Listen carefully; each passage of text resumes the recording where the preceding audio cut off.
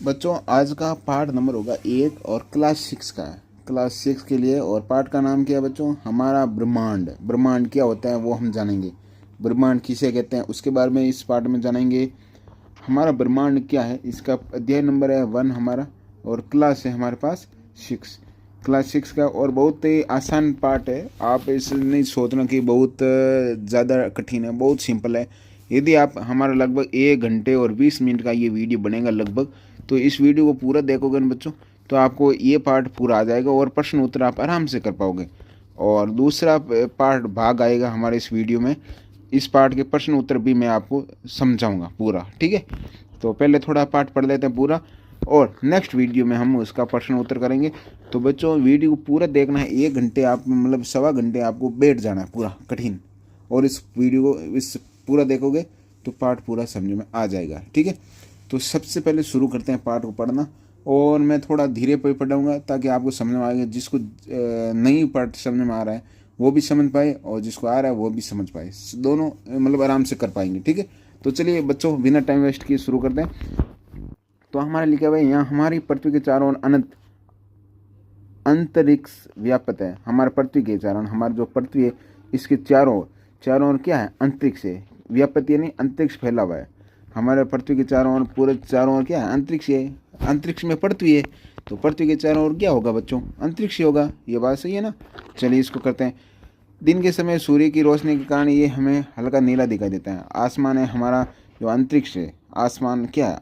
आसमान किसे कहेंगे बच्चों? अंतरिक्ष को कहेंगे। अंतरिक्ष क्या? हल्का नीला दिखाई देता है। किंतु रात्रि में समय में यही आकाश में अनगिनत तारे टिमटिमाते दिखाई देते हैं। और रात्रि में देखेंगे तो हमें तारे दिखते हैं, और दिन को तारे नहीं दिखते, आसमान नीला दिखता है। ये क्यों दिखता है इसके बारे में पूरा ये पार्ट है, पूरा समझाया जाएगा पूरा पढ़ोगे तो। रात में आकाश में अद्भुत दृश्य से हमारे मन में कई प्रश्न उठते हैं, खड़े होते हैं, और हम सोचते हैं कि ये चमकदार पिंड क्या है, हमसे कितने दूर हैं, ये किस चीज़ से बने हैं, चमकते क्यों हैं। मानव आदिकाल से इन रहस्यमय सवालों का हल ढूंढने में लगा, और इस अध्याय में हम इन सवालों का जवाब ढूंढेंगे। इस अध्याय में हम क्या क्या पढ़ेंगे बच्चों? कि तारे क्यों चमकते हैं, और हमसे कितने दूर है, ठीक है। तो ब्रह्मांड के बारे में भी जानेंगे। इसमें बोलो बहुत सारे रहस्यमय सवाल जानेंगे तारों के बारे में। तो वीडियो पूरा देखोगे तो समझ में आ जाएगा। चलिए तो हम क्या लिखा हुआ है? प्राचीन काल से आसमान में दिखाई देने वाले तारों में विभिन्न समूह को तारामंडल कहते हैं बच्चों। तारामंडल और नक्षमंडल अन्य कई नामों से जाना जाता है। तो बच्चों ताराओं के समूह की क्या कहते हैं? मंडल यानी क्या होता है बच्चों? मंडल यानी होता है समूह। समूह। तारों के समूह को क्या कहते हैं? तारों के समूह को हम कहते हैं तारामंडल। क्या कहते हैं बच्चों? तारामंडल या नक्षत्र मंडल। तारामंडल या नक्षत्र मंडल, इसका एक परिभाषा सेम ऐसे ही होगी। ताराओं के समूह को हम कहेंगे तारामंडल या नक्षत्र मंडल। आगे पार्ट में और आएगा इसका सेम ये प्रश्न कि तारों के समूह को नक्षत्र मंडल कहते हैं, ठीक है।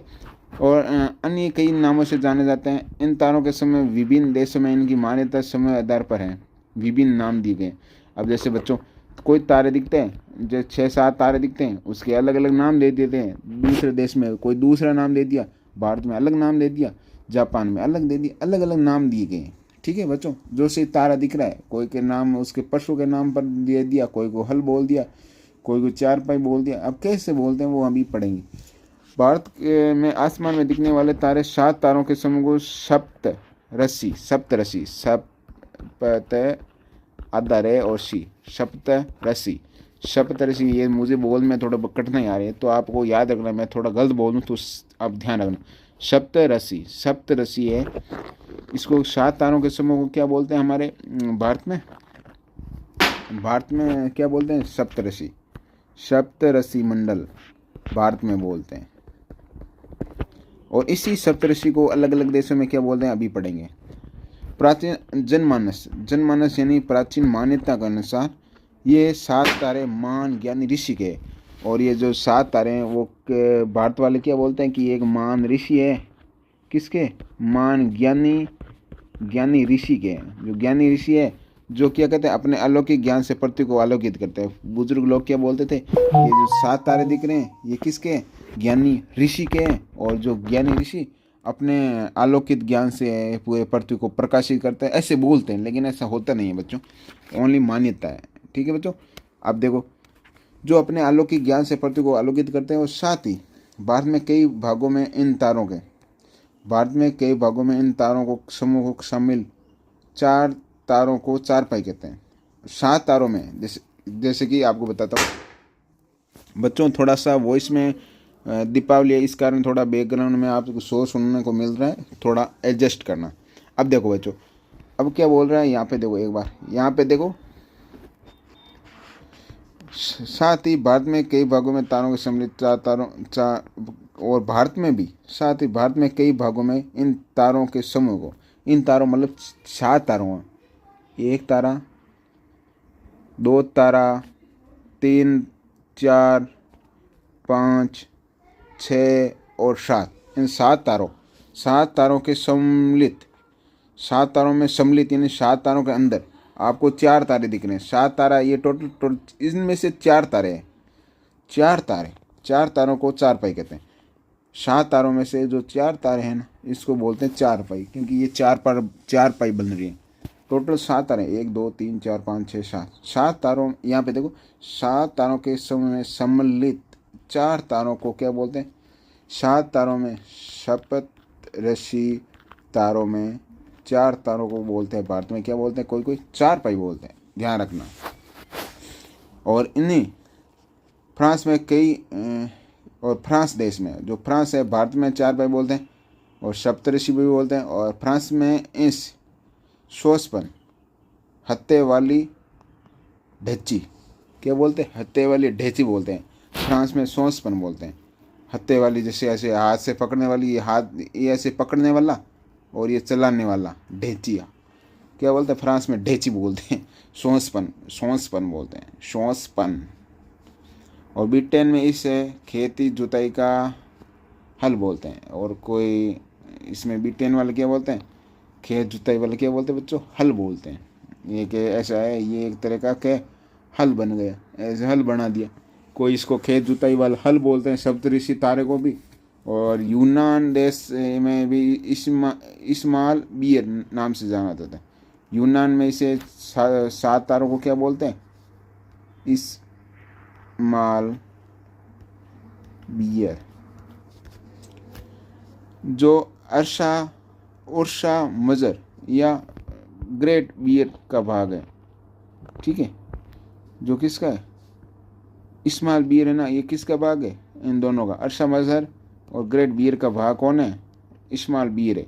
इसको तारों का नाम दे दिया इस प्रकार से। मतलब कुल मिला के बात है कि जो 7 तारे दिख रहे हैं उनको जापान में अलग बोलते हैं, फ्रांस में अलग बोलते हैं, यूनान में अलग बोलते हैं, अलग अलग नाम दिए हुए होते हैं। और भारत में इसको 4 पाई बोलते हैं, सप्तऋषि तारा भी बोलते हैं 7 तारों को।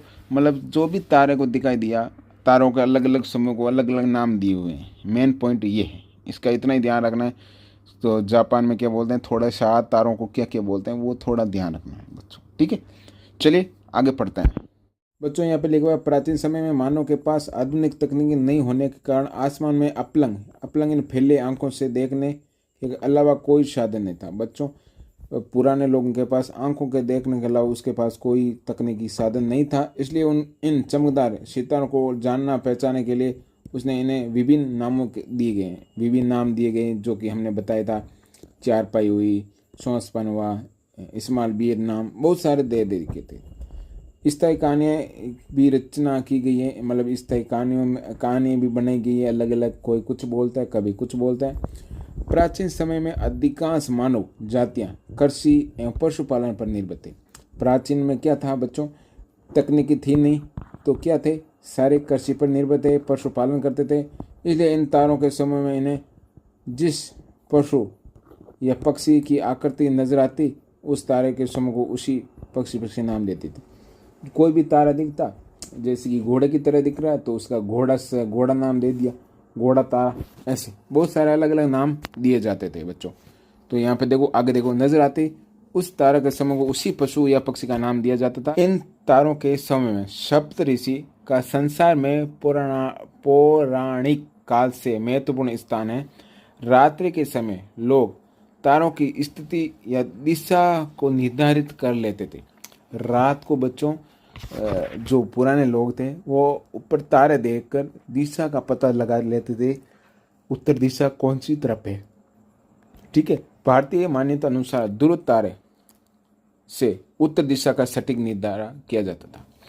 एक ध्रुव तारा है। ध्रुव तारा किसे कहते हैं बच्चों? ध्रुव यानी होता है स्तर। ध्रुव का मतलब क्या होता है बच्चों? स्तर।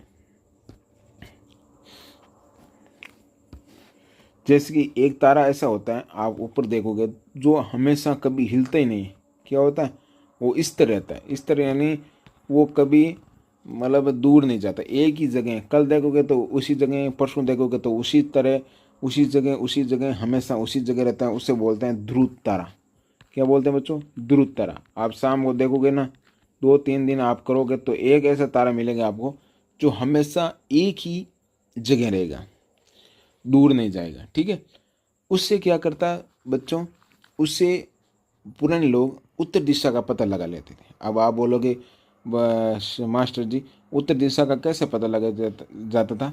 तो यहाँ पे देखो बच्चों, एक आपको एक चित्र दिखाई दे रहा है। यहाँ पे देखो, यहाँ पे ये है ध्रुव तारा। ये बच्चों देखो ध्रुव तारा, जो कि एक जगह इस तरह है। यहाँ पे ये तारा है। सप्तऋषि 1 2 3 4 5 6 7 है। इसमें से दो तारों को दो तारों से, जो एक तारा ये, इनके बीच सीधी रेखा खींच के, और इन दो तारों को सीधी रेखा खींच के इसको आगे बढ़ाते हैं ना, तो इसको टच करता है। तो इसका मतलब कि उत्तर दिशा इस तरफ है। बुजुर्गों को पता चल जाता कि उत्तर दिशा किस तरफ है, ऊपर की तरफ, इस तरफ है। तो वो शाम को अवलोकन कर लेते थे। ठीक है, इस टाइप से उनको पता लग जाता था। मतलब कि ये दो तारों को मिला के सीधा इसके साथ मिलता है तभी। अभी ये है ना बच्चों, आप बोलोगे यहाँ से क्यों नहीं होता? यहाँ से हमने मिला यार, लेकिन यहाँ से स्ट्रेट हो जाएगी, सीधी नहीं होगी। इन दो तारों को मिला के ऐसे सीधी रेखा होगी ना, तो उत्तर दिशा का सटीक पता लगाया जाता है। मतलब बुजुर्ग लोग इस टाइप से पता लगाते, जो सही भी होता था बच्चों। वो क्या होता था? सही भी होता था। इस टाइप से देख सकते हो आप। अभी देखो, अभी हम पढ़ेंगे आगे, इसके बारे में है। उत्तर दिशा का सटीक निर्धारण किया जाता था। और यहाँ पे पढ़ रहा हूँ मैं, कहाँ पे पढ़ रहा हूँ? यहाँ पे ध्रुव तारा हमेशा एक ही स्थान पर स्थिर रहता है। ध्रुव तारा एक ही स्थान पर स्थिर रहता है, और इसकी स्थिति को जानने के लिए 7 तारों के समूह को, 7 तारे के समूह क्या वो क्या बोलते हैं? सप्तऋषि। सप्तऋषि के 2 तारों को सप्तऋषि के 2 तारों को एक काल्पनिक रेखा से जोड़ते हुए, 2 तारों को, सप्तऋषि के 2 तारे, जो मैंने बताया बच्चों, ऐसे टोटल 6 तारे हैं, 7 तारे, तो 2 तारों को सप्तऋषि के, इसको याद रखना है बच्चों, सप्तऋषि के 2 तारों, 1 और 2 तारों को काल्पनिक रेखा, हम खींच तो नहीं सकते ना, ओनली मान सकते हैं बच्चों। कोई चीज़ हम खींच नहीं सकते ना। आप आसमान में रेखा खींच सकते हो? नहीं, ओनली हम दिमाग से काल्पनिक रेखा खींच सकते हैं। काल्पनिक रेखा को जोड़ते हुए आगे बढ़ाते हैं। सप्तऋषि के 2 तारों को काल्पनिक रेखा जोड़ते हुए आगे बढ़ाते हैं, और आगे बढ़ाते हैं तो उत्तरी ध्रुव पर स्थित ध्रुव तारे को जोड़ते हैं। और उत्तरी ध्रुव पर बच्चों कहाँ पे मिलेगा? उत्तरी ध्रुव पर स्थित ध्रुव तारे को जोड़ते हैं। और उसके बाद यहाँ पे 2 तारे, इनको मिलाया, और यहाँ पे ध्रुव है उत्तरी ध्रुव पर। ये ध्रुव तारा कहाँ मिलेगा? इस सात के उत्तर की ओर, उत्तरी ध्रुव पर ध्रुव तारों को मिलाते ना, तो हमें तो पारंपरिक किस्से कहानियाँ काल्पनिक थी, इसलिए इसे मिथक कहते हैं। मतलब ध्रुव तारों को मिलेंगे तो हमें उत्तर दिशा की पता चलेगी। लेकिन अब आपको यहाँ पे एक मिला है मिथक शब्द। क्या मिला? मिथक। मिथक शब्द किसे कहेंगे बच्चों? बोल जाता क्वेश्चन में आ जाएगा कि मिथक क्या है। मिथक है यानी, मिथक का मतलब क्या होता है? काल्पनिकता। मिथक का मतलब होता है काल्पनिक। क्या होता है बच्चों? काल्पनिक। कभी आ जाएंगे कि मिथक, मिथक का मतलब होता है काल्पनिक, तो इसका आंसर क्या होगा ये आप समझो, मिथक किसे कहते हैं, ऐसा आ जाए तो हम कहेंगे उत्तरी ध्रुव। ये पूरा लिख सकते हो आप, या तो आप ऐसे बोल सकते हो पारंपरिक किस्से और कहानियाँ काल्पनिक थी, जो पुरानी जो पारंपरिक किस्से कहानियाँ जो काल्पनिक थी, काल्पनिक कहानियों को क्या बोलते हैं बच्चों, मिथक बोलते हैं, ऐसे आप लिख सकते हो। जो पौराणिक किस्से और कहानियाँ क्या थी, काल्पनिक थी, उसे हम मिथक बोलते हैं, ऐसा भी आप लिख सकते हो। और बड़ा लिखना चाहते हो तो आप उत्तरी ध्रुव के बारे में बता सकते हो कि उत्तरी ध्रुव जो भी रेखा खींच के हम उत्तर दिशा का पता चल लगता है, ये सारी क्या है, पारंपरिक किस्से हैं और कहानियाँ जो काल्पनिक है, इसे हम क्या कहेंगे, मिथक कहेंगे, ऐसे बोल सकते हैं। ये आप इतना याद रखो। तो बच्चों आपको याद इतना ही रखना है, इतने पारंपरिक किस्से और कहानियाँ काल्पनिक थी, इसलिए इसे हम क्या कहेंगे, मिथक कहेंगे। ये आप याद रखोगे तो भी बहुत अच्छा है, ये भी आप क्वेश्चन सोल्व हो जाएगा। चलिए यहाँ तक आपको मुझे लगता है समझ में आ गया। वीडियो थोड़ा बड़ा हो लेकिन बच्चों आपको पूरा देखो ना, पूरा अच्छी तरह से समझ में आएगा। बाद में आप है ना क्वेश्चन आंसर आराम से कर सकते हो। मैंने 2 क्वेश्चन तो यहाँ बता दिए। देश विदेश की कुछ पारंपरिक कहानियों में से भारत में प्रचलित एक कहानी पौराणिक मान्यता के अनुसार जो ध्रुव तारे के बारे में, ध्रुव तारे के बारे में एक पुरानी कथा है, उसको हम जानते हैं कि पौराणिक लोग ध्रुव तारों को, ये ध्रुव क्यों है, मतलब एक ही जगह क्यों इस तरह रहता है, इसकी एक कहानी बनाई हुई है, जो आपको थोड़ा ध्यान रखना बच्चों। काम मतलब क्वेश्चन भी आ सकता है कभी कहानी से, इस कहानी को थोड़ा सा याद रखना है बच्चों, ठीक है। तो ध्रुव तारे की कहानी सुनते हैं तो इसमें एक राजा के बारे में बताएंगे, जिससे चलिए मैं बताता हूँ आपको। ध्रुव तारों को क्या कहते हैं बच्चों, एक ध्यान रखना, ध्रुव तारों को हमेशा कभी आ जाएंगे, ध्रुव तारे का दूसरा नाम होता है पोल स्टार। क्या होता है, पोल स्टार। पोल यानी क्या होता है, खंबा। पोल किसे बोलते हैं बच्चों, खंबे को होता है। खंबा हमेशा क्या रहता है, इस तरह रहता है। स्टार यानी क्या होता है, तारा। जो इस तरह तारा को क्या बोलते हैं, पोल स्टार। पोल यानी खंबा, खंबा हमेशा क्या रहता है बच्चों, इस तरह रहता है, कभी हिलता डुलता नहीं है। स्टार मतलब तारा, जो इस तरह रहने वाला तारा को बोलते हैं ध्रुव तारा। इससे हम क्या बोलते हैं, पोल स्टार। ध्रुव तारों को क्या बच्चे बोलते हैं हम, पोल स्टार। याद रखना है, ये थोड़ा काम आ सकते हैं। हिंदू धर्म ग्रंथ के अनुसार ध्रुव तारा कहा जाता है, पोल स्टार को हम कहते हैं हिंदू तारा ग्रंथों में हम क्या कहते हैं, इंग्लिश में बोलते हैं पोल स्टार, लेकिन हिंदू धर्म ग्रंथों के अनुसार इस पोल स्टार को हम क्या बोलते हैं, ध्रुव तारा कहते हैं। ओके बच्चों, ध्रुव तारा का शाब्दिक अर्थ होता है अटल या स्तर। मैंने बोला बच्चों खंबा अटल रहता है, स्तर रहता है, इसे बोलते हैं अटल या स्तर। ध्रुव तारा के बारे में एक पौराणिक कथा है। ध्रुव नामक बालक एक नाम था। एक बच्चों एक कहानी सुनाता हूँ, पहले आप सुनो, मैं बोलता हूँ ना, जो एक बार सुनोगे ना तो आपको समझ में आ जाएगा। चलिए, ध्रुव नाम का एक था बालक, ठीक है, जो उसके पिताजी का नाम था, पिता तो कौन थे उसके, राजा थे। ध्रुव के पिता का नाम था कौन थे, वे राजा थे। चलिए मैं पूरा कहानी निकाल देता हूँ, यहाँ पे देखो तो आपको मैं पूरा समझाता हूँ। सबसे पहले एक आते हैं पिताजी। ध्रुव के पिताजी का नाम था उत्तानपाद। क्या नाम था, उत्तानपाद नाम के। कौन थे, राजा थे। उसकी रानी थी 2। रानी कितनी थी बच्चों, कलर चेंज करता हूँ मैं। उसकी रानी थी 2। एक का नाम था सुनीति। क्या नाम था बच्चों, सुनीति। क्या नाम था बच्चों, सुनीति। और एक रानी का नाम था बच्चों सुरुचि। सुरुचि। एक का नाम था सुनीति, एक नाम था सुरुचि। सुरुचि, ठीक है। सुनीति का पुत्र कौन था, ध्रुव। कौन था बच्चों, ध्रुव। और दूसरी रानी जिसका नाम क्या था बच्चों, सुरुचि, उसका पुत्र का नाम था, क्या नाम था बच्चों,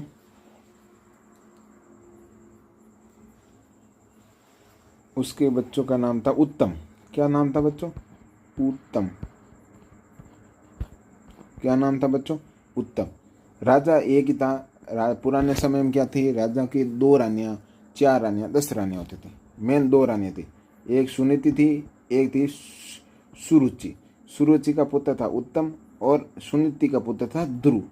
ध्रुव नाम, ध्रुव नाम का पिताजी का नाम था उत्तानपाद और उत्तम का भी उत्तमपाद। अब देखो सुरुचि ना, राजा सबसे प्यार किससे करता था बच्चों? सुरुचि से करता था। इससे किसके? उत्तम के मम्मी से प्यार करती थी। यानी सुरुचि से राजा ज्यादा प्यार करता था, इस रानी से प्यार कम करता था। मतलब ध्रुव के माँ से कम प्यार करता था राजा, लेकिन उत्तम की माँ से सबसे ज्यादा प्यार करता था। ठीक है। अब वो क्या करती थी, जिससे राजा ज्यादा प्यार करते ना, वो रानी क्या था, अपना हक जताती कि राजा मेरा है, राजा मेरा है। क्या जताती थी बच्चों? हक। तो ये सुरुचि थी, ये राजा पे हक जताती। इस सुनीति को बोलता है कि ध्रुव तुम्हारा लाड कम रखेगा, और उत्तम की माँ है उसका लाड ज्यादा रखेगा। उत्तम की मम्मी का लाड राजा ज्यादा रखता था। तो सुरुचि जो थी वो राजा को बोलती थी मेरे बच्चों को हमेशा गोद में रखना और ध्रुव को कभी नहीं रखना। ठीक है। तो एक दिन क्या हुआ था, राजा, यहाँ पे देखो, एक दिन राजा उत्तानपाद उत्तम को, उत्तम यानी इस लड़के को, उत्तम को गोद में बिठाकर खेला रहते। उसी समय ध्रुव ने भी राजा को गोद में, अब राजा को लग रहा था दोनों बच्चे हमारे ही हैं, तो दोनों को गोद में खेल रहे थे। ठीक है।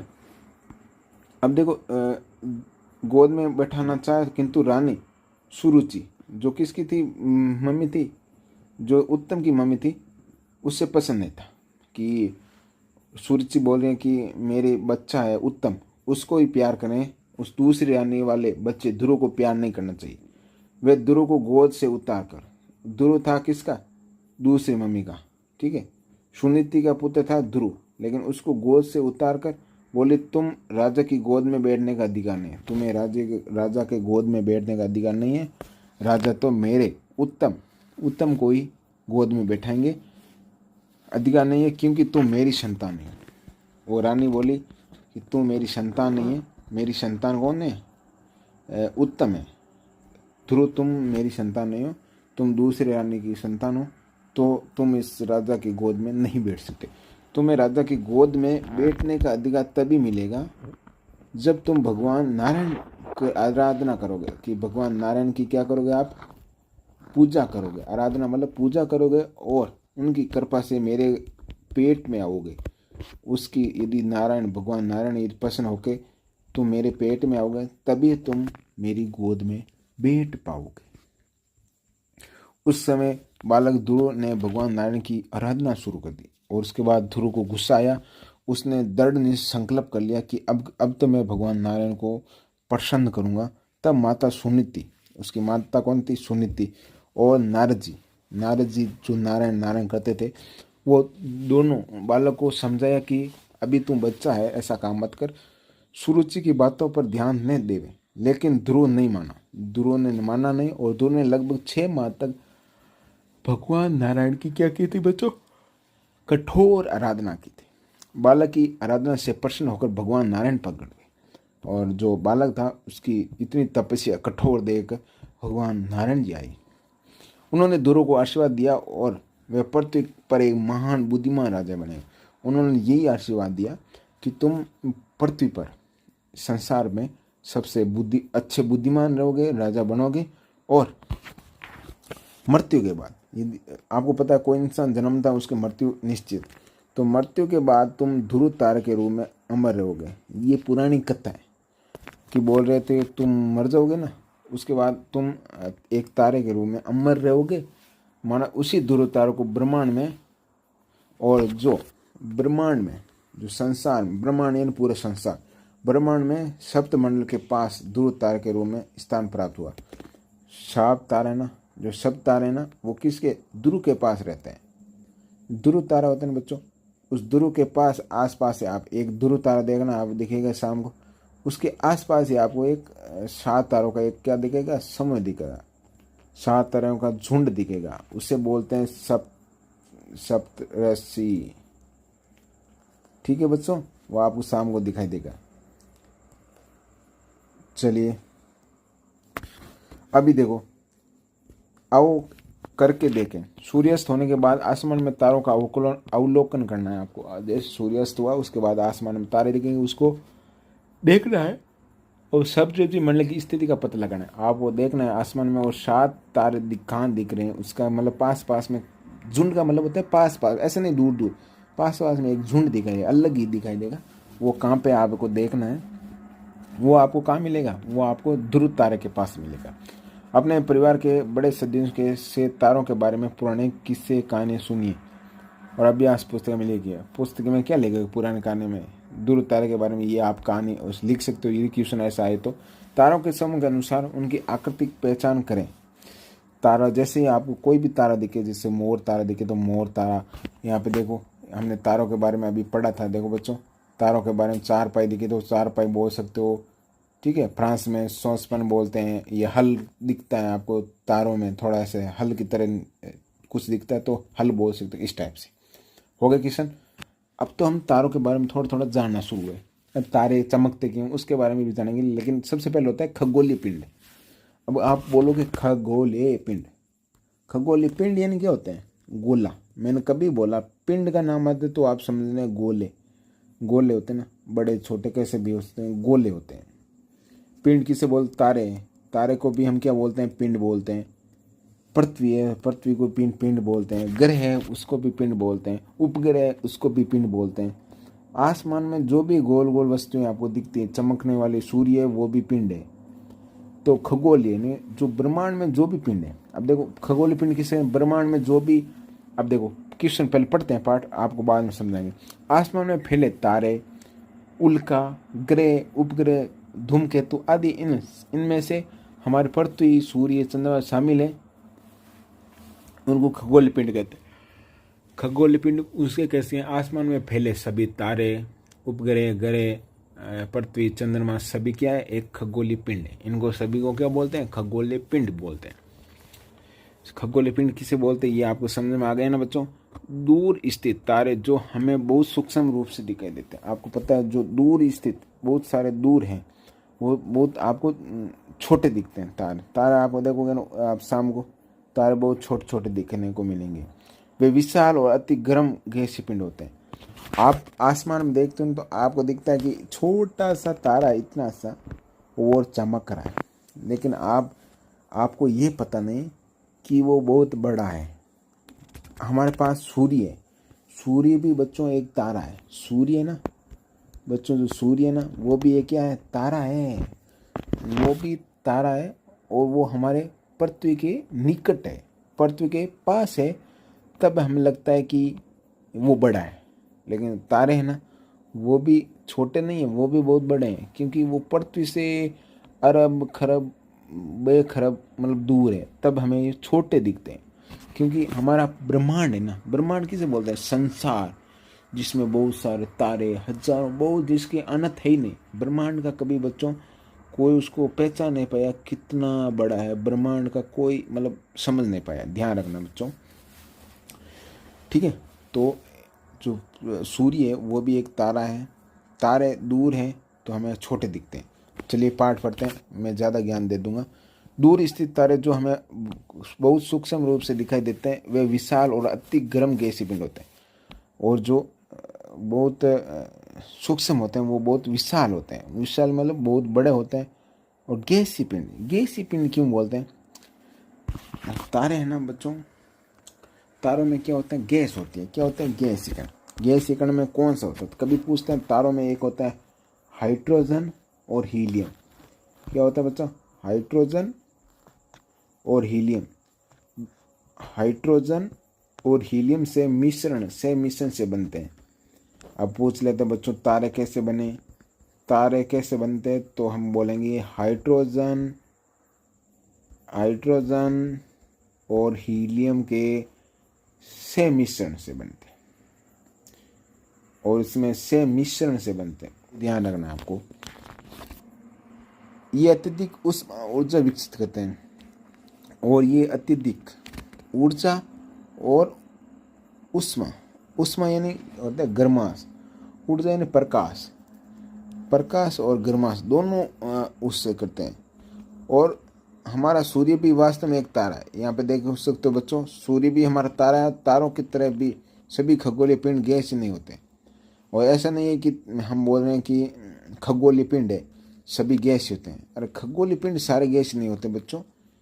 जैसे कि पृथ्वी, हम बोलते हैं खगोलीय पिंड क्या है बच्चों, खगोलीय पिंड में क्या आती है, पृथ्वी भी आती है। अब आप बोलोगे पृथ्वी तो गैस ही नहीं है, तो हम कह सकते हैं तारे जो है, सारे तारे हैं वो गैस ही हैं। सूर्य हो और जो तारे और दूसरे हैं वो सारे गैसीय पिंड है। लेकिन पृथ्वी हमारा खगोलीय पिंड भी है, लेकिन वो गैस ही नहीं है। पृथ्वी हमारा क्या है, ठोस पिंड है।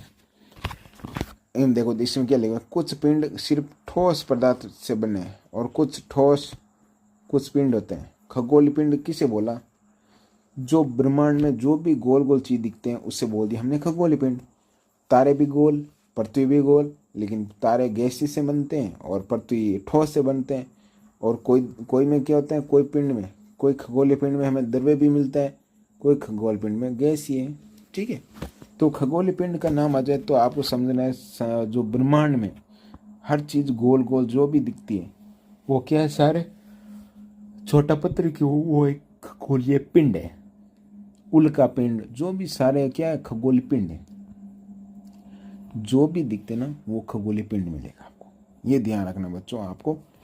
चलिए ये समझ में आ गया मुझे लगता है बच्चों खगोलीय पिंड के बारे में। और अब आप बात तो बोलोगे तारों, ठीक है। हम आसमान में तारे बहुत सूक्ष्म एक दूसरे के पास दिखाई देते हैं। हम ऊपर देख दें तो ऐसा लगता है तारे सारे पास पास हैं, लेकिन पास पास नहीं है, परंतु वास्तव में विशाल है और एक दूसरे से बहुत दूर है। ऐसा नहीं लग रहा है आपको, लग रहा है ना जैसे आप देखते हो ये तो पास पास है, जो सात तारे वो पास पास, अरे पास नहीं है, बहुत इनके बीच दूरी अनंत किलोमीटर है। इनमें से कुछ की चमक बहुत तेज होती है। अब आप देखोगे आसमान में जो भी तारे हैं उनकी कोई की चमक बहुत तेज होती है और कुछ की कम। इसका कारण है कि कुछ पिंड समय चमकदार होते हैं, कोई कोई पिंड होते हैं जो भी तारे होते हैं कोई खुद चमकदार होते हैं, उनमें कुछ की चमक बहुत तेज होती है और कुछ की कम। इसका कारण है कुछ पिंड समय चमकदार होते हैं, कुछ पिंड के प्रकाश से चमकते हैं। सभी मतलब दूसरे के प्रकाश से भी कभी कभी होते हैं पिंड कम चमकता है ना, वो दूसरे के प्रकाश से भी चमकना शुरू हो जाता है। सभी ग्रह और उपग्रह सूर्य के प्रकाश से चमकते हैं। ग्रह और उपग्रह वो किससे चमकेंगे, ग्रह पर रोशनी किस पर, पृथ्वी क्या है, पृथ्वी हमेशा ग्रह है। एक बच्चों एक यहाँ पे एक क्वेश्चन आया, ग्रह पृथ्वी है क्या बच्चों, पृथ्वी हमेशा एक क्या होगा, ग्रह। पृथ्वी है ग्रह। और आप बोलोगे बच्चों कि उपग्रह क्या होते हैं, उपग्रह क्या होते हैं, तो बच्चों जो ग्रह के चारों, ग्रह क्या है, पृथ्वी, पृथ्वी के चारों ओर देखो ग्रह किसे बोलेंगे। सबसे पहले देखो बच्चों, सूर्य, ये है सूर्य, सूर्य के चारों ओर जो चक्कर लगेगा इस टाइप से उसे बोलेंगे ग्रह। ठीक है बच्चों। और ग्रह के चारों, ये ग्रह मान लिया सूर्य, सूर्य किस नहीं, ये पृथ्वी है, पृथ्वी है, ये क्या है, पृथ्वी, पृथ्वी सूर्य के चारों, सूर्य एक जगह इस तरह है बच्चों, सूर्य इस तरह, पृथ्वी चारों ओर चक्कर लगा रही। अब पृथ्वी के चारों ओर जो चक्कर लगाएगा ये इस टाइप से, उसे बोलते हैं ग्रह के चारों ओर चक्कर, जो पृथ्वी के चारों ओर, ग्रह के चारों ओर जो चक्कर आएगा उसे बोलते हैं उपग्रह। अब पृथ्वी तो सूर्य के चारों ओर चक्कर लगा रहे हैं, लेकिन पृथ्वी के चारों ओर चक्कर कौन लगाता है, चंद्रमा। कौन लगाता है बच्चों, ये ध्यान रखना, चंद्रमा, जिसे हम बोलते हैं उपग्रह। क्या बोलते हैं बच्चों, उपग्रह। उपग्रह एक नहीं है, बहुत सारे हैं। अब ब्रह्मांड बहुत बड़ा है, उसमें ऐसे चलता है, कोई किसी के चक्कर लगाता है, कोई किसी के, बहुत सारे ऐसे हैं ग्रह उपग्रह होते हैं जो कोई सूर्य के चारों ओर चक्कर लगाते हैं, उसके चारों ओर चक्कर लगाते हैं, ऐसे लगाते रहते हैं। और आपको पता होना चाहिए ग्रह और उपग्रह के बारे में, ऐसा डाउट कभी नहीं आना चाहिए आगे से बच्चों। ठीक है, ग्रह और उपग्रह होते क्या, इसका थोड़ा सा ध्यान रखना। चलिए बच्चों इसको एक बार क्लीन कर देते हैं। अब हम क्या पढ़ते हैं देखो, चलिए हम आसमान में तारे बहुत सूक्ष्म और एक दूसरे के पास दिखाई देते हैं, परंतु वास्तव में विशाल और एक दूसरे से बहुत दूर स्थित होते हैं। इनमें से कुछ की चमक बहुत तेज होती है और कुछ की बहुत कम। इसका कारण है कुछ पिंड समय चमकदार होते हैं, कुछ पिंड दूसरों की चमक से चमकते हैं, और सभी उपग्रह ग्रह उपग्रह सूर्य के प्रकाश से ग्रह और उपग्रह सूर्य की प्रकाश से ही चमकेंगे। ग्रह पृथ्वी खुद थोड़ी चमकती है, वो सूर्य के प्रकाश से चमकती है। आपके मन में ये बात जरूर आई होगी कि आसमान में रात्रि में चमकने वाले वस्तुएं दिन में क्यों नहीं दिखाई देती। आप बताओ, जो रात को चमकती है तो दिन में कहाँ गए, तारे वगैरह दिखते क्यों नहीं। इसका कारण ये होगा बच्चों, कभी भी ऐसा क्वेश्चन पूछ लेना तो इसका अभी क्वेश्चन यहाँ से निकलता है।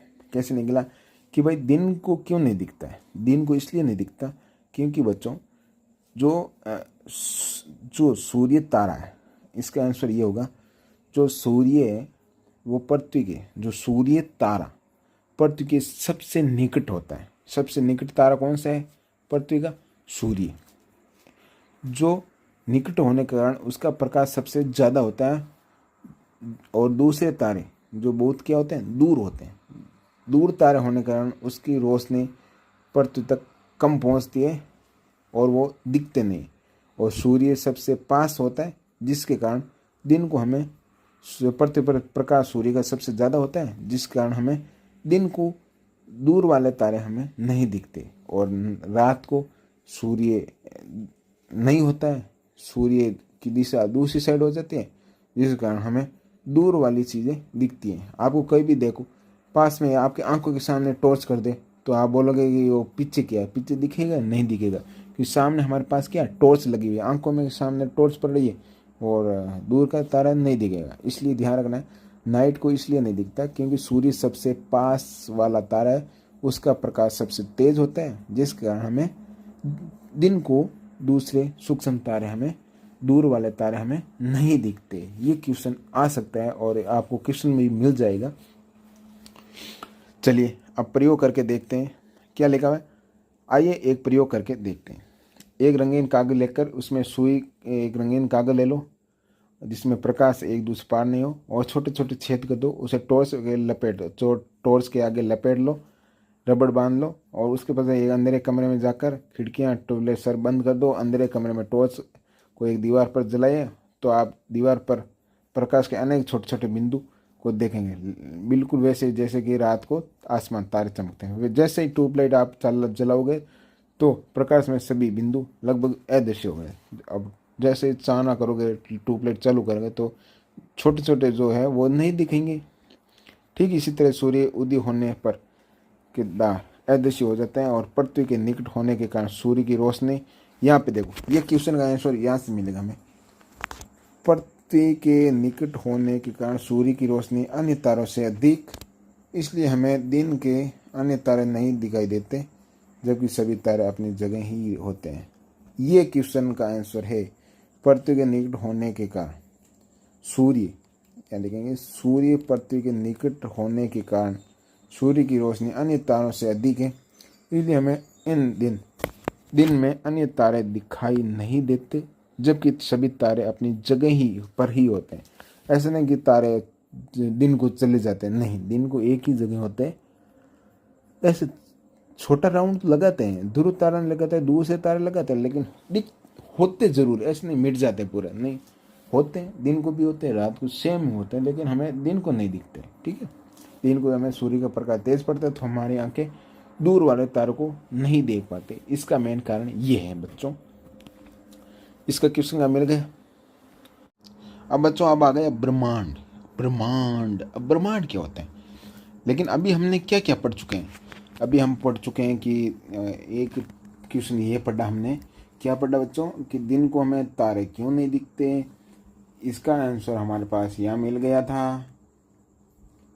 और अब बात हो गई तारे क्यों चमकते हैं, उसका भी हमने आंसर निकाला था। तारे क्यों चमकते हैं तो इसका आंसर हमारे को यहाँ मिला था। कहाँ मिला था बच्चों, यहाँ पे देखो, यहाँ पे मिला था बच्चों। यहाँ पे देखो, तारे में हाइड्रोजन हीलियम से मिश्रण होते हैं, जिससे अत्यधिक क्या निकलती है, ऊष्मा या ऊर्जा विकसित होते हैं, जिसके कारण क्या निकलता है, जिसके कारण क्या होते हैं, जिसके कारण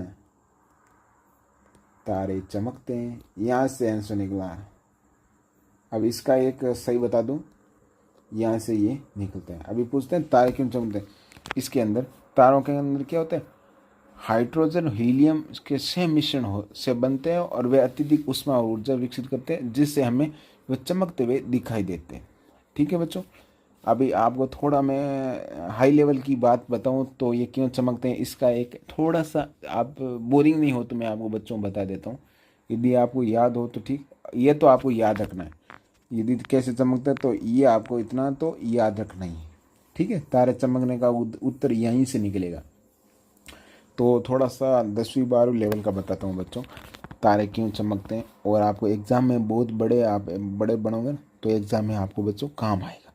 तारे इसलिए चमकते हैं बच्चों, तारे में हाइड्रोजन, हीलियम और सूक्ष्म कण, उनका सम्मिश्रण होता है बच्चों, जिसके कारण क्या होता है, एक गुरुत्वाकर्षण क्या लगता है, गुरुत्वाकर्षण एक बल लगता है बच्चों। क्या लगता है बच्चों, गुरुत्वाकर्षण, जो हमेशा पृथ्वी पर भी लगता है और खगोलीय पिंडों के बीच भी लगता है, दो तारों के बीच भी लगता है, जिसके कारण क्या वो अपने स्थान पर रहते हैं टिके हुए, अन्यथा क्या होता है, बिखर जाते हैं। तो गुरुत्वाकर्षण बल के कारण क्या होता है, उस पर ऊपर क्या होता है, हाइड्रोजन हीलियम पर, हाइड्रोजन हीलियम दो गैस के कण हैं, यहाँ पे हाइड्रोजन और हीलियम गैस के कण हैं ये, और यहाँ पे छोटे छोटे सूक्ष्म कण, इस पे क्या होता है, गुरुत्वाकर्षण क्या लगता है बच्चों, गुरुत्वाकर्षण क्या लगता है, बल लगता है। गुरुत्वाकर्षण के कारण ये क्या है, इस पर दाब लगता है, बहुत सारे दाब लगते हैं, जिससे क्या होता है, हाइड्रोजन हीलियम पास पास में आ जाते हैं, और पास में आने के लिए इस पर और गुरुत्वाकर्षण क्या लगता है, बल लगता है, जिसके कारण क्या होता है, इसके अंदर ऊष्मा निकलती है, क्या निकलती है, गर्माश निकलती है और ऊर्जा निकलती है बच्चों। ठीक है, और इसमें जो हीलियम होता है ना, हाइड्रोजन होता है ना बच्चों, हाइड्रोजन वो धीरे धीरे क्या होता है, हीलियम गैस में परिवर्तन हो जाता है, ज़्यादा दाब लगता है, क्या लगता है बच्चों, फुल दाब लगना, दोनों मतलब हाइड्रोजन हीलियम चिपक जाता है, फुल इतना दाब लगता है ऊपर, जिसके कारण क्या होता है, हाइड्रोजन सारी गैस है ना, वो सारी गैस हाइड्रोजन हीलियम में बदल जाती है बच्चों, हीलियम में बदलती है ना, जिसके जैसे ये अभिक्रिया होती है ना, हाइड्रोजन वाली गैस वो धीरे धीरे क्या होते हैं, हीलियम में चेंज होती है, हीलियम में बदलती है, हीलियम बदलते ही क्या निकलते हैं, उससे प्रकाश निकलता है, क्या निकलता है बच्चों, प्रकाश निकलता है, जो हमें दूर से देखते हैं तो हमें तारे में चमक दिखती है ना, इस कारण ये तारे चमकते हैं। और आप बोलोगे ये अभिक्रिया मतलब ये हाइड्रोजन हीलियम में कितना टाइम लगेगा, इसमें लाखों साल लगते हैं, क्या लगते हैं बच्चों, लाखों साल लगते हैं, इससे मतलब हाइड्रोजन पूरा हीलियम में बदलते समय। ठीक है, इस कारण से हमें लगता है कि तारे टिमटिमा रहे हैं बच्चों। इसका आंसर बच्चों ये होता है सही तो, लेकिन आपको इतने हाई लेवल पर जाने की ज़रूरत नहीं है, इतना ही ध्यान रखें, हाइड्रोजन हीलियम के सेम मिश्रण से बनते हैं और इसमें ऊर्जा और ऊष्मा निकलती है, जिसके कारण हमें टिमटिमाता हुआ दिखाई देता है। ऐसे भी आप लिख सकते हो, या ऐसे लिख सकते हो, हाइड्रोजन से हीलियम में बदलती है गैस, तब ये निकलता है प्रकाश।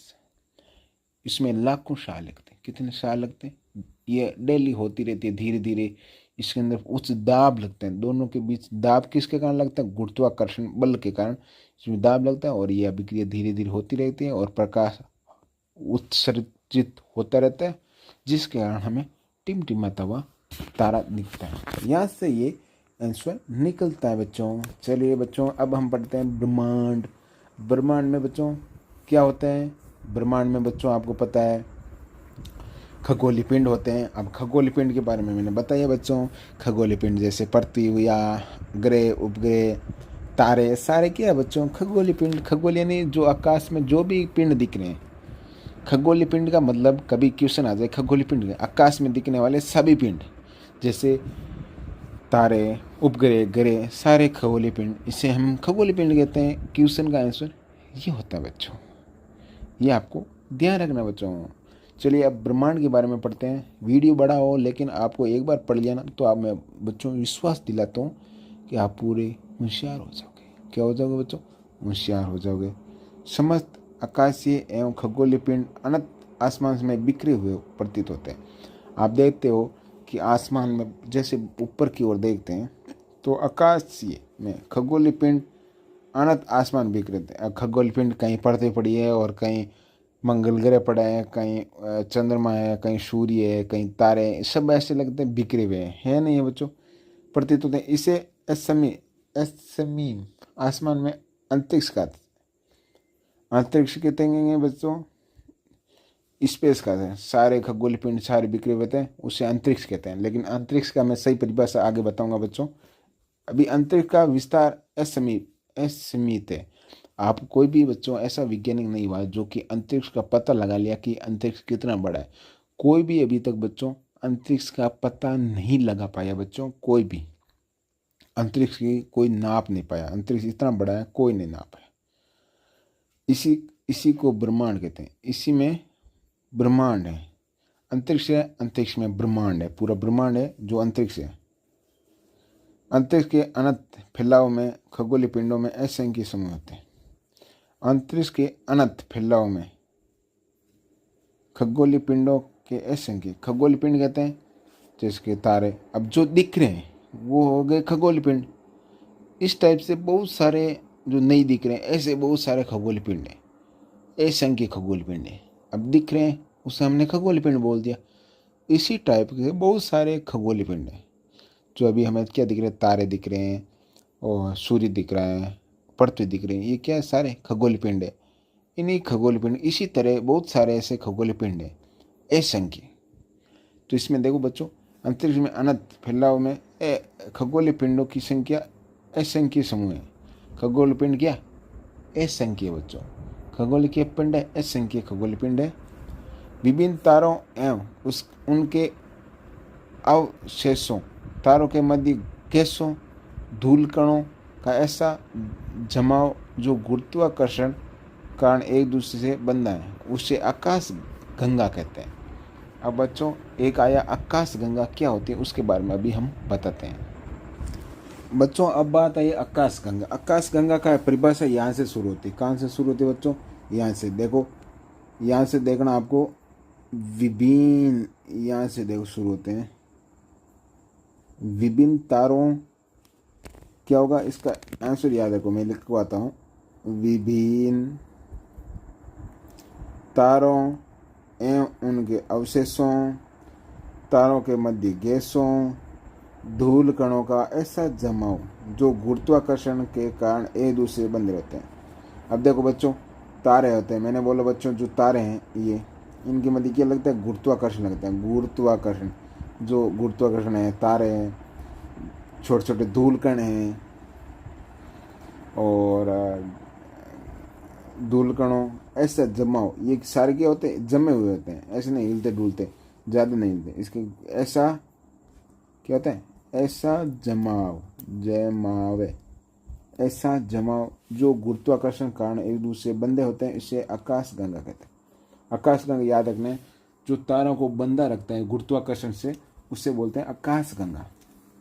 और आकाश में गंगा मतलब होती है नदी, नदी की टाइप दिखते हैं आकाश में, जो प्रकाश में गंगा दिखती है।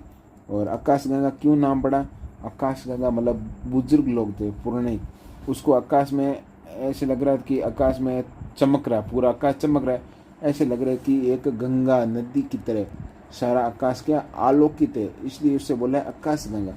और आकाश गंगा की परिभाषा होती है वैज्ञानिक रूप से तारों, जो अवशेषों और धूल कणों का ऐसा जमाव गुरुत्वाकर्षण के कारण एक दूसरे से बंधा है, उससे बोलते हैं आकाश गंगा। और पुराने लोग थे वो बोलते थे आकाश गंगा को, जैसे कि चमक रहा है सारा, जो आकाश चमक रहा है उससे क्या ऐसे लग रहा है कि आकाश में कोई एक चमकदार नदी आ गई, मतलब आकाश में एक गंगा बह रही हो, ऐसे लग रहा है, तो उसे बोला है आकाश गंगा।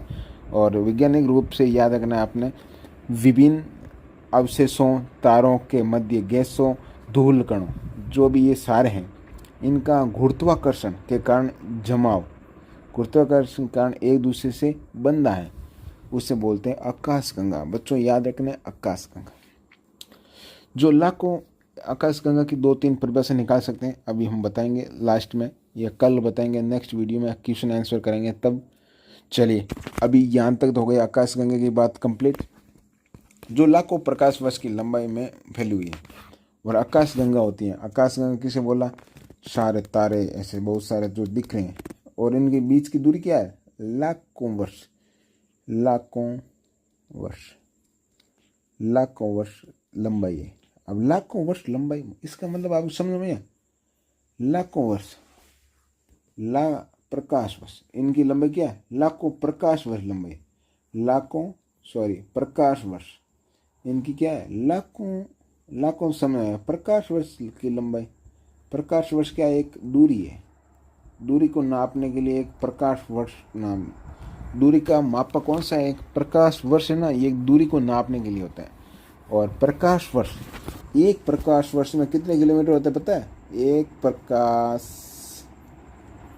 वर्ष में बच्चों किलोमीटर कितने होते हैं आपको पता है? आप दिमाग लगाओगे तो आपका दिमाग बच्चों चकरा जाएगा। एक प्रकाश वर्ष में लंबाई होती है 95 अरब किलोमीटर, 95 अरब किलोमीटर एक प्रकाश वर्ष में। एक प्रकाश वर्ष में, प्रकाश एक वर्ष में कितने किलोमीटर होती है? इतना। एक प्रकाश वर्ष में 95 अरब किलोमीटर, इतने किलोमीटर होंगे ना, तब एक वर्ष, एक प्रकाश वर्ष बनता है। तो यहाँ पे लिखा हुआ है आकाशगंगा जो लाखों प्रकाश वर्ष की लंबाई, आकाशगंगा की लंबाई कितनी है? लाखों प्रकाश वर्ष के बराबर फैली हुई है। इनकी अनगिनत आकाशगंगाओं में समय को ब्रह्मांड कहते हैं। अब यहाँ से देखो, ब्रह्मांड का सही परिभाषा यहाँ से निकले। अनगिनत आकाशगंगों के समूह को क्या कहते हैं? ब्रह्मांड कहते हैं। इतनी परिभाषा याद रखनी। अनगिनत आकाशगंगाओं को कभी पूछ लें ब्रह्मांड किसे कहते हैं, तो लिखना है अनगिनत आकाशगंगाओं के समूह को। ऐसे जैसे हमें आकाशगंगा किसे कहते हैं? जो तारे हुए, धूल कण हुए, इनको गुरुत्वाकर्षण के कारण जो बंधा होता है, एक दूसरे से बंधे होते हैं, उससे बोलते हैं आकाशगंगा। जो भी हमें आकाश में दिखते हैं वो आकाशगंगा। और आकाशगंगाओं के समूह को, इसी टाइप के बहुत सारे आकाशगंगा, बहुत सारी आकाशगंगा, ठीक है, बहुत सारी आकाशगंगा, अनगिनत। क्या है? अनगिनत आकाशों के समूह को कहते हैं, अनगिनत आकाशों के समूह को बोलते हैं ब्रह्मांड। ये याद रखना। जैसा कि हम सभी जानते हैं कि तारों छोटे समूह को, अब ध्यान रखना, एक और क्वेश्चन आ गया। अब बोलोगे आकाशगंगा हमने समझ में आ गया, ब्रह्मांड समझ में आ गया, अब एक ये क्या आ गया बच्चों? नक्षत्र मंडल या तारामंडल। नक्षत्रमंडल याद रखना। नक्षत्रमंडल किसे कहते हैं? नक्षत्रमंडल, नक्षत्रमंडल या तारमीय दोनों एक समान होते हैं। देखो बच्चों, यहाँ पे देखो, नक्षत्रमंडल क्या होता है बच्चों? एक बार मैं मिटाता हूँ तक समझ में आए। किन्हीं अनगिनत आकाशगंगाओं के समूह को ब्रह्मांड कहते हैं। जैसे कि हम जानते हैं कि तारों के छोटे समूह को क्या कहते हैं? नक्षत्रमंडल कहते हैं। और लाखों नक्षत्रमंडल और तारे में मध्य गैसों, धूल कणों से आकाशगंगा का निर्माण होता है। और आकाशगंगा की ये एक और परिभाषा यहाँ से निकलती है बच्चों, यहाँ से, लाखों नक्षत्रमंडल। नक्षत्रमंडल, लाखों नक्षत्रमंडल किसे कहते हैं? तारों के समूह को। लाखों तारों के समूह एवं तारा मध्य गैसों, ये ध्यान है, नक्षत्रमंडल एवं तारा मध्य गैसों, धूल कणों से आकाशगंगा का निर्माण होता है। आकाशगंगा का निर्माण होता है लाखों नक्षत्रमंडल, तारा मध्य गैसों और धूल कणों से आकाशगंगा का निर्माण होता है। ये आकाशगंगा की दूसरी परिभाषा भी आपको मैंने अभी बताई थी। तारों और मध्य गैसों, उनके बंधे गुरुत्वाकर्षण के कारण एक दूसरे बंधा है, उसे बोलते हैं आकाशगंगा। या आप ऐसे बोल सकते हो नक्षत्रमंडल किसे बोलते हैं? तारों के समूह को नक्षत्रमंडल कहते हैं। बच्चों ध्यान रखना, तारों के समूह को बोलते हैं नक्षत्रमंडल, ये आपको याद रखना है। तो लाखों नक्षत्रमंडल और उनके मध्य धूल कहते हैं। और विभिन्न नक्षत्रमंडलों के अंदर तारमीय मंडल स्थिर रहते हैं। और नक्षत्रमंडल के अंदर क्या होता है? तारमीय मंडल होते हैं। ध्यान रखना, नक्षत्रमंडल इसके अंदर क्या होता है? तारमीय मंडल स्थिर होते हैं, जो हमारा सौर मंडल है। ठीक है। बच्चों अब पढ़ेंगे हम ब्रह्मांड की उत्पत्ति कैसे हुई थी, ब्रह्मांड कैसे बना था, उसके बारे में हम पढ़ेंगे। लेकिन आपको पता है प्रकाश वर्ष के बारे में आप पढ़ लेना। प्रकाश वर्ष दूरी का मापक है। उसका उपयोग खगोलीय पिंडों के बीच की दूरी मापने के लिए किया जाता है। खगोलीय पिंड मतलब तारों के बीच, जो भी पृथ्वी के बीच जो भी सारे हैं बच्चों, खगोलीय पिंड के बीच में दूरी नापने के लिए। एक वर्ष की अवधि में प्रकाश 3 लाख किलोमीटर प्रति सेकंड की गति से दूरी तय करता है। मतलब कि बच्चों एक वर्ष की अवधि में प्रकाश 3 लाख किलोमीटर,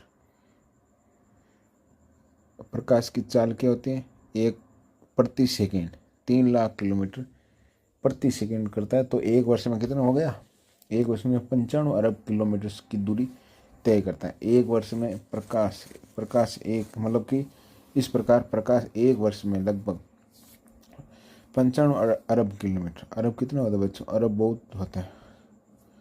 अतः ये दूरी एक प्रकाश वर्ष कहलाती है। एक प्रकाश वर्ष मतलब कि प्रकाश एक वर्ष में लगभग 95 अरब किलोमीटर।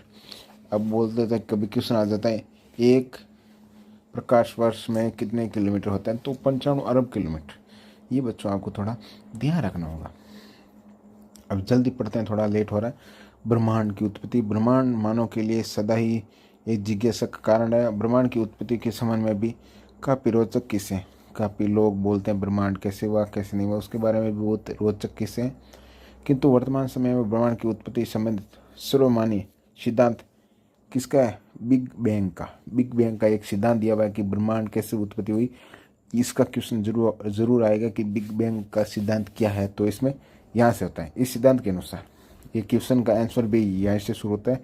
इस सिद्धांत के अनुसार आज से 3.7 अरब वर्ष पहले, कितना, 3.7 अरब वर्ष पहले एक बेहद प्रभावशाली विस्फोट हुआ। एक ऐसा बड़ा विस्फोट हुआ जिसे बिग बैंग कहा जाता है। बिग बैंग किसे कहा जाता है, 3.7 अरब वर्ष पहले एक बड़ा विस्फोटक हुआ जिससे हम क्या कहेंगे, बिग बैंग कहा जाता है। विस्फोटक के बाद ब्रह्मांड में खगोलीय पिंड की उत्पत्ति हुई थी, पिंडों की उत्पत्ति हुई थी, तब उसका विस्तार हुआ था। ब्रह्मांड का तब विस्तार हुआ था। ये ओनली मान्यता है, मानते हैं, मतलब ऐसा सिद्धांत दिया हुआ है। अब सही है गलत है उसका कोई पता नहीं लगा। ब्रह्मांड अनेकानेक आकाश गंगाओं से मिलकर बनाता है। आकाश गंगाओं से मिलकर बनाता है। आकाश गंगा कैसे बनती, अनेक आकाश गंगा कैसे बनती बच्चों, यहाँ पे देखो मैंने बताया था। यहाँ पे आकाश गंगा विभिन्न कैसे बनती है आकाश गंगा, यहाँ से देखो मैं बताया था आपको, नक्षत्र मंडल, अनेक लाखों नक्षत्र मंडल एवं तारे मध्य गैसों धूल कणों से आकाश गंगा का निर्माण होता है। नक्षत्र मंडल में तारों के समूह, तारा मध्य गैसों के से क्या होता है, आकाश गंगा का निर्माण होता है। ये ध्यान रखना है। एम लिखा है अनेक आकाश गंगा, मतलब जो हमें आकाश में जो दिख रहे हैं सारे तारे वगैरह, बहुत सारे अनेक आकाश गंगाओं को मिलकर बना ब्रह्मांड किसे कहेंगे, अनेक आकाश गंगाओं के समूह को हम ब्रह्मांड कहते हैं। असीमित क्योंकि ब्रह्मांड का क्या है, हमें कोई असंख्य, ब्रह्मांड का सीधा ही आंसर आता है। तो ये लिखना है असंख्य आकाश गंगाओं से मिलकर बना हो उसे ब्रह्मांड कहते हैं। ब्रह्मांड किसे कहते हैं, जिसमें असंख्य आकाश गंगा हो वो होता है ब्रह्मांड। और आकाश गंगा किसे कहते हैं, जो आंखों से दिखते हैं। आंखों से क्या दिखते हैं, विभिन्न प्रकार के तारों के समूह और धूल कणों, इन सभी से मिलकर क्या बनती है, आकाश गंगा बनती है। इनके समय एक स्थिर गुरुत्वाकर्षण बल से बंधे होते हैं, उसे आकाश गंगा कहते हैं। वो दो परिभाषा है, वो आप याद कर लोगे तो समझ में आ जाएगा बच्चों। आकाश गंगा मिलकर बन रहा है ऐसा अनेक मतलब असंख्य। कभी आता है ना अनेक, तो बच्चों यहाँ पे देख सकते हो अनेक का मतलब होता है असंख्य। ये लिखा अनेक मतलब होता है असंख्य। क्या होता है बच्चों, असंख्य। अनेक मतलब असंख्य आकाश में से मिलकर बना होता है। ब्रह्मांड असंख्य आकाश गंगाओं का समूह होता है, जो जिसे हम ब्रह्मांड कहते हैं। पृथ्वी से सहित सौर परिवार मैदाकिनी पार्वती पत्थर नाम आकाश गंगा में स्थित है। और हमारे आकाश गंगा किसे कहते हैं, हमें जो दिखता है ना उसे आकाश गंगा को क्या कहते हैं, अरावत सौर परिवार में, पृथ्वी सहित सौर परिवार में मंदाकिनी और अरावत पत नाम आकाशगंगा में स्थित है। हमारा सौर परिवार है, हमारा सौर जो परिवार है, सौर परिवार मतलब जो ग्रह उपग्रह सारे जो भी दिखते हैं ना, वो कौन सी आकाशगंगा में, इस आकाशगंगा, हमारे आकाशगंगा को कौन सा नाम दिया गया है बता बच्चों? हमारे आकाशगंगा को दिया गया है ये मंदाकिनी। मंदाकिनी एक क्या होता है, नदी है, जो क्या है, पवित्र नदी है, जो क्या है, पवित्र मोक्ष वाली नदी है। मंदाकिनी एक मोक्ष वाली नदी है, जिससे बोलते हैं मंदाकिनी, जिससे सारे मोक्ष दूर होते हैं। इसलिए हमारे जो मतलब है एक प्रकार की अच्छी नदी, पवित्र नदी है, तो मोक्ष वाली नदी है। और अरावत किसे कहते हैं बच्चों? आपको पता है? अरावत कहते हैं भगवान इंद्र का जो हाथी ना, चमकीला हाथी, उससे बोलते हैं अरावत। तो अभी याद रखना, अरावत और मंदाकिनी हमारे सौर मंडल को आकाशगंगा का नाम है। हमारे आकाशगंगा का नाम कौन सा है बच्चों?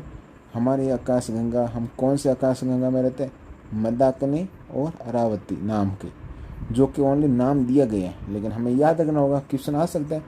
तो मंदाकिनी और अरावत नामक आकाशगंगा में हमारा क्या है, सौर परिवार है। मंदाकिनी मतलब है एक नदी का नाम है, और अरावत एक इंद्र के भगवान का जो हाथी है, उसे मंदाकिनी कहते हैं। मतलब एक तरह का चमकीला, मतलब एक उत्साह, मोक्ष, इस टाइप से, मतलब हीरे जैसा। इसी तरह हमारा आकाशगंगा ऐसे चमकती है, जैसे कि इंद्र का हाथी चमक रहा है, इसी कारण इसका अरावत नाम दिया गया है। ये तो आपको मैं बेसिक बता रहा हूँ, ऐसा याद नहीं रखना है, लेकिन आपको याद रखने के लिए आसानी हो इसलिए मैं आपको बता रहा हूँ बच्चों। प्राचीन समय में भारत में इसकी परिकल्पना आसमान में प्रकाश की नदी से की गई, और प्रकाश की नदी से इसलिए आकाशगंगा प्रकाश को एक नदी के रूप में माना गया। आकाशगंगा मतलब आकाश में ऐसे लग रहा है कोई नदी चल रही है, इसलिए आकाशगंगा का नाम दिया गया है। नदी से की, इसलिए इसका नाम आकाशगंगा पड़ा है। ये देखो मैंने पहले बता दिया, आकाशगंगा में बहने वाली नदी, ऐसा लगता है कि आकाश में कोई नदी बह रहे हैं, तब इसका आकाशगंगा पड़ा है। और अरावत पथ या अतिरिक्त अन्य कई बड़ी प्रमुख आकाशगंगाएं हैं। अरावत पथ अतिरिक्त अन्य, और अरावत पथ है जो हमारी सौर का नाम, हमारी आकाशगंगा का नाम पड़ा है अरावत। लेकिन इस टाइप की अरावत जैसी बहुत सारी हमारे आकाशगंगाएं, आकाशगंगा एक नहीं है, असंख्य आकाशगंगा से ही ब्रह्मांड का निर्माण हुआ है। तारों के समूह से ही आकाशगंगा का निर्माण होता है। मैंने बताया, यहाँ पे देखो और क्वेश्चन आ गया, सेम क्वेश्चन। तारों के समूह से ही आकाशगंगा का निर्माण कैसे हुआ? तारों के समूह से और धूलकणों से। तारे के समूह को क्या बोलते हैं आप बताए बच्चों? ये देखो, ये तारा के समूह को क्या बोलते हैं बच्चों? अभी मैं आपको बताया, नक्षत्र मंडल। ये हम कह सकते हैं तारों का समूह है, या हम बोलते हैं अनेक लाखों नक्षत्र मंडल। ये देख सकते हो, लाखों नक्षत्र मंडल बोल सकते हैं, या हम बोल सकते हैं तारों का समूह। सेम बात है दोनों। तो यहाँ पे लिखा है तारों के समूह की से ही आकाशगंगा, या लाखों नक्षत्र मंडल से ही आकाशगंगा है। नक्षत्र मंडल बोलते हैं तारों के समूह को, या तारों का समूह लिखो, या नक्षत्र मंडल लिखो, सेम बात है। ऐसे ही डाउटफुल नहीं होना चाहिए। हमारे पृथ्वी में सबसे निकट तारा सूर्य है। ये देख लो बच्चों, सबसे तारा सूर्य एक तारा है जो सबसे निकट है, जो पृथ्वी से लगभग 13 करोड़ किलोमीटर। अब कभी पूछ लेगा ना पृथ्वी कितना किलोमीटर दूर है? 13 करोड़ किलोमीटर दूर है। और इन तारों की रोशनी की चमक भी लगभग सूर्य के समान ही होती है। और दूसरे तारे हैं ना, उनकी चमक भी सूर्य के समान है। ऐसा नहीं कि दूसरे तारे सूर्य से कम, सूर्य जैसे ही हैं, कोई सूर्य से कम नहीं है, लेकिन वो दूर है। लेकिन वे सूर्य से अत्यधिक दूरी के कारण वे अत्यधिक छोटे दिखाई देते हैं। और ये सब अतिरिक्त एक विशेष आकृति वाला तारा जो हमेशा दिखाई नहीं देता, वह तारा काफ़ी आकर्षित और निराला है। इसका नाम है पूंछल तारा। एक पूंछल नाम का तारा है बच्चों। एक तारा भी एक ऐसा तारा है जिसका नाम है पूंछल तारा। पूंछल तारा क्या होता है? वो स्थिर नहीं होता है। इनकी रचना बर्फ, पूंछल तारा है ना, उसकी रचना पूछेगा। पूंछल तारा कैसे बनता है? पूंछल तारा बर्फ से बना है। दूसरे तारा कैसे बने? गैसों से। कौन सा? हाइड्रोजन, हीलियम गैस से। लेकिन पूंछल तारा कैसे बना है? बर्फ, धूलकण, छोटी चट्टानों और गैसीय पदार्थ से हुई है। ये आपको क्वेश्चन आ गया। पूंछल तारे की रचना धूलकणों, छोटी चट्टानों और गैसीय पदार्थ से हुई है। इनकी गति बहुत तेज होने के कारण गैसीय पदार्थ पूंछ की तरह संरचना बनाता है। पूंछ तारा में पूंछ की संरचना क्यों बनती है, इसका आंसर यही है क्योंकि वो बहुत तेज होता है। तेज होने के कारण गैसीय पदार्थ पूंछ की तरह संरचना बनाते हैं। क्या होते हैं, पूंछ तारा क्यों दिखता है, पीछे पूंछ क्यों दिखती है, क्योंकि इसकी गति बहुत तेज होती है, पहली बात तो ये, और इसकी गैसीय संरचना दिखती है। तेज गति होने के कारण इसकी गैसीय संरचना पूंछ की तरह संरचना बना लेते हैं। ठीक है, इसी कारण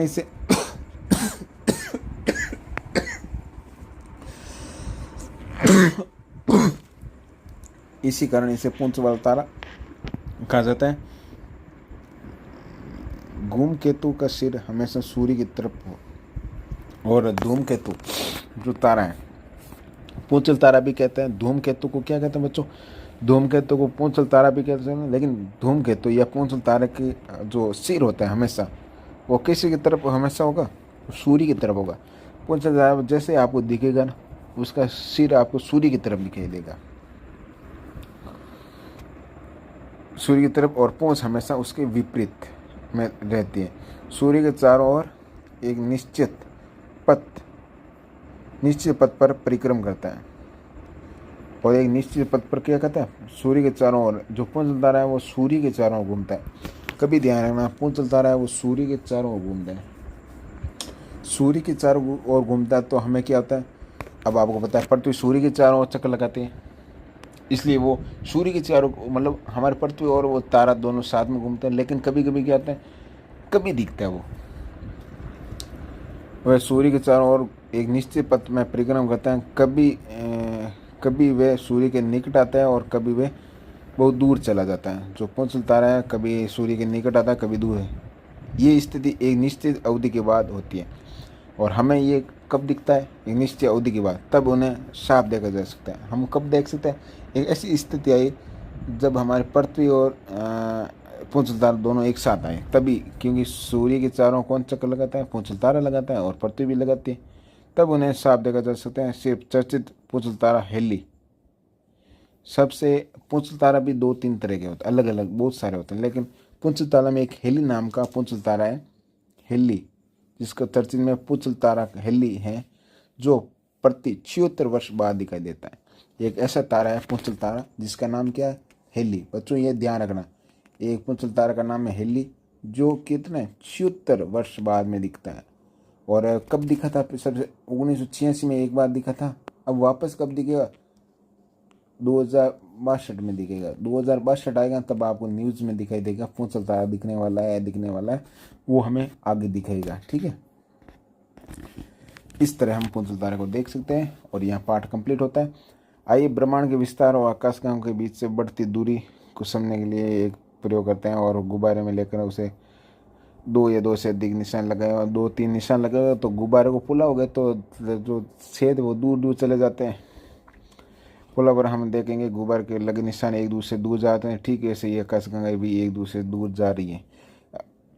ठीक है, तो इसमें हम पाठ में हमने क्या पढ़ा बच्चों, तारे क्यों चमकते हैं, आकाशगंगा क्या होती है, नक्षत्र पथ क्या, मतलब देखो यहाँ क्या क्या पढ़ा। देखो वापस एक बार फटाफट रिवीजन करते हैं बच्चों। यहाँ पे पाठ था हमारा, और ब्रह्मांड के बारे में पढ़ा था, और जैसे तारों के आकृति के नाम से अलग अलग जानते हैं। जैसे 7 तारे दिखते हैं, सप्त ऋषि कहते हैं। ठीक है, एक ध्रुव तारा होता है, ध्रुव तारा से उत्तर दिशा की पहचान की जाती है। और ध्रुव क्या होता है, ध्रुव के बारे में हमने कहानी पढ़ी थी, वो कहानी याद कर लेना। और ध्रुव तारा से उत्तर की दिशा की पहचान कैसे करते हैं, ध्रुव तारा उसकी हमें क्या करते हैं, 2 तारों से एक काल्पनिक रेखा को आगे बढ़ाते हैं। 2 तारा हैं, जो 7 तारों में से 2 तारों की एक काल्पनिक रेखा आगे बढ़ेंगे तो उसको ध्रुव तारा की ओर आगे बढ़ेंगे, तो एक जो भी दिशा हमें अंकित होगी वो उत्तर दिशा होगी। इस तरह से पुराने लोग उत्तर दिशा का पता लगाते थे। और ध्रुव की कहानी हमें पता देकर पड़ी थी। और खगोलीय पिंड सारे होते हैं। खगोलीय पिंड में पिंड के बारे में पढ़ा, और हमें तारे कैसे बनते हैं, तारे चमकते क्यों हैं, तारे चमकते हैं हाइड्रोजन और हीलियम गैस, हाइड्रोजन धीरे धीरे हीलियम में परिवर्तन होते हैं, जिस कारण एक पिंड चमकता है। ये आपको ऐसे क्योंकि हाइड्रोजन हीलियम से मिश्रण से बनते हैं, और उसमें अत्यधिक ऊष्मा और ऊर्जा होती है जिसके कारण चमकते हैं, ऐसा भी आप लिख सकते हो कि ठीक है। चमकना हो गई बात। उसके बाद हमने पढ़ा आगे ब्रह्मांड, ब्रह्मांड क्या होते हैं, और आकाशगंगा के बारे में पढ़ा। आकाशगंगा जो भी आकाशगंगा के बारे में पढ़ा। और ब्रह्मांड क्या होते हैं, ब्रह्मांड में अनंत खगोलीय पिंड होते हैं। और आकाशगंगा कैसे कहते हैं, और तारों और गैसों के मध्य धूलकणों में ऐसा जमाव जो गुरुत्वाकर्षण के कारण एक दूसरे से बंधा है, उसे आकाशगंगा कहते हैं। ये आकाशगंगा का दूसरा में ये से भी बोलते हैं। और एक आता है नक्षत्र मंडल, किसे कहते हैं, नक्षत्र मंडल उसे कहते हैं छोटे समय, किसे कहते हैं, तारों के छोटे समय को नक्षत्र मंडल कहते हैं। और आकाशगंगा की दूसरी परिभाषा ऐसे भी बोलते हैं, नक्षत्र मंडल और तारे में मध्य गैसों और धूलकणों को आकाशगंगा भी कहा जाता है। उसके बाद एक वर्ष के बारे में बताया, एक वर्ष में कितने, मतलब कि एक प्रकाश वर्ष में कितने किलोमीटर होते हैं, तो 95 अरब किलोमीटर की दूरी तय करता है, मतलब इतनी दूरी होती है। और एक वर्ष और 3 लाख किलोमीटर प्रति सेकंड होती है एक वर्ष में। और ब्रह्मांड कितने के, ब्रह्मांड क्या अनंत आकाश ब्रह्मांड, इतना ही ध्यान रखना, अनंत आकाश गंगाओं के समय को ब्रह्मांड कहते हैं, ये याद रखना है आपको, इतना ही। उसके बाद एक ध्रुव तारा होता है, ध्रुव तारा किसे कहते हैं उसके बारे में, ठीक है। ध्रुव तारा या पुंसल तारा भी कहते हैं। ध्रुव तारा में एक विशेष तारा होता है जो कि 76 साल बाद में दिखता है, जिसका नाम होता है हेली।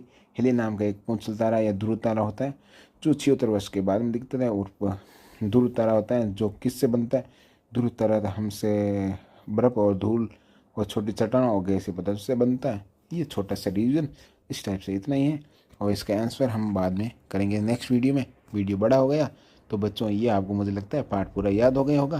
तो इस वीडियो के लिए बस बच्चों इतना ही, और चैनल को सब्सक्राइब कर सकते हो। और आप 6ठी क्लास पूरी पढ़ना चाहते हो तो पूरा आपको हिंदी इंग्लिश सारी हम पढ़ाएंगे। तो इस वीडियो के लिए बस इतना ही, फिर मिलते हैं नेक्स्ट वीडियो में। थैंक यू बच्चों। और अगला वीडियो देखना चाहते हो तो वीडियो के डिस्क्रिप्शन में जाओगे ना, तो आपको इसका लिंक मिल जाएगी दूसरी पार्ट का, इसका आंसर क्वेश्चन आंसर जो अभी मैंने पढ़ाया उसमें से सारे हैं, सिंपली आप कर सकते हो। नहीं करना चाहते हो तो मैं अभी आपको बता दूंगा, ठीक है। इस वीडियो के लिए बस इतना ही। थैंक यू बच्चों।